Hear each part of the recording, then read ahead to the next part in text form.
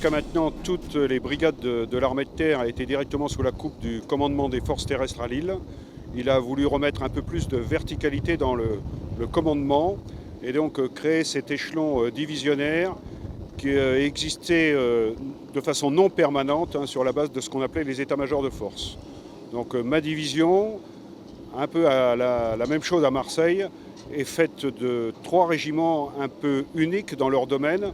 Un régiment de génie, un régiment où on a quel bataillon cynophile, c'est-à-dire qui forme tous les chiens de l'armée de terre, et le seul régiment d'artillerie équipé du lance-roquettes unitaire.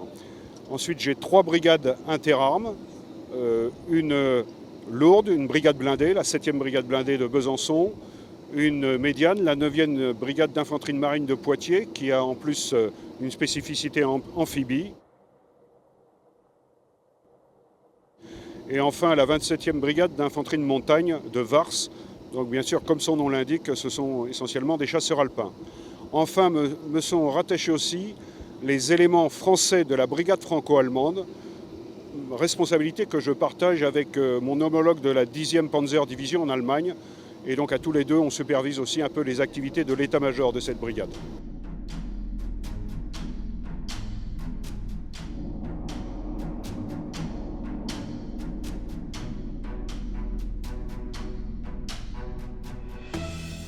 Ceci est un porteur polyvalent lourd de dépannage. C'est le nouveau véhicule de dépannage de l'armée de terre française, un châssis Iveco.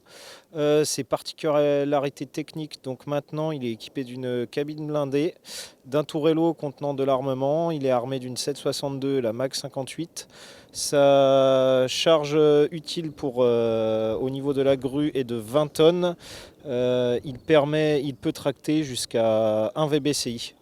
Alors tout simplement, donc, effectivement, nous avons bien été déployés au Mali de septembre à janvier dernier et nous avons utilisé effectivement le PPLD, donc le porteur polyvalent lourd de dépannage au sein du Mali, ce qui nous permet d'avoir un matériel récent avec des capacités de tractage ou d'arrachage de tout type de matériel, que ce soit du camion jusqu'au VBCI. Alors l'avantage du nouveau modèle, c'est qu'il permet à l'équipage d'être moins nombreux et d'être moins pris en termes pour soulever des charges type des triangles de remorquage directement avec la télécommande et un système électrique. Ça permet de faire bouger la grue et pouvoir accrocher plus facilement les véhicules pour gagner du temps sur le remorquage ou le tractage afin de sortir de toute zone hostile plus rapidement.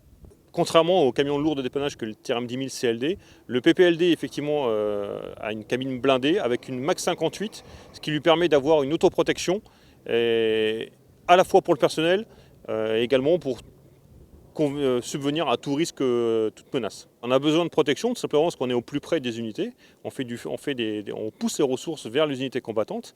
Donc par conséquent, on est également assujetti à la menace CED. Donc on a besoin d'avoir des camions qui soient protégés, blindés, pour pouvoir justement éviter que le flux logistique soit rompu et ne pas pouvoir apporter les ressources nécessaires aux troupes combattantes.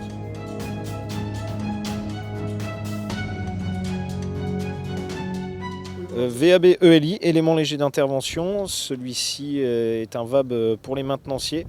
Donc les caractéristiques de ce VAB, il est équipé d'un mini atelier à l'intérieur. Armement, c'est une Mag 58. Il est aussi équipé d'une roue de rechange ainsi que d'un bras manuel pour faciliter les changements de roue en opération. Ainsi équipé sur le côté droit dans son coffre d'un groupe électrogène. Sur ce type particulier de VAB, les hydrogènes ont été enlevés pour être remplacés par des coffres de rangement pour y stocker des ingrédients, des manilles et tous les ustensiles nécessaires à des réparations de fortune sur le terrain. Donc un nouveau véhicule sur ce défilé du 14 juillet 2016, un quad Polaris modèle ProStar utilisé par le 2e régiment de hussards, un régiment de renseignement. Ce véhicule est essentiellement utilisé pour la reconnaissance. Il est équipé d'un seul pilote, armé non pas du FAMAS mais du HK 416 avec crosse repliable.